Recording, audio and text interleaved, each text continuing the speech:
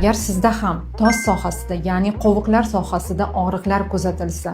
ayniqsa zinapoyalardan ko'tarilganda bu og'riqlar yana ham pastga tortuvchi bo'lsa va kuchayib borsa, kechasi yotganingizda bir holatdan ikkinchi holatga aylanib o'girilish sizga qiyinchilik tug'dirsa hamda og'riqlar kuzatilsa, bundan tashqari ko'p tikka turganingizda, ko'p bitta nuqtada o'tirganingizda tos sohasida pastga tortuvchi og'riqlar bo'lsa, yotgan joyingizdan o'tirganda yoki o'tirgan joyingizdan turganda tos qismingizda suyaklarda g'irchillash, qarsillash kabi tovushlar eshitilsa, yurish paytida, ya'ni sayr paytida ham oyoqlar orasida tortishish bo'lsa, bel qismidan oyoqlarga qarab tortishib og'riq kuchayib borsa, e'tiborli bo'ling. Demak, sizda ham ko'pchilikda uchraydigan simfizit belgisi mavjud. Afsuski, simfizit erta davrlarda oldi olinmasa yoki chora ko'rilmasa, homiladorlikning 7-9 oyiga borib juda ham kuchayib ketishi, hattoki og'ir darajalargacha yetishi mumkin. Simfizitning eng og'ir asoratlaridan biri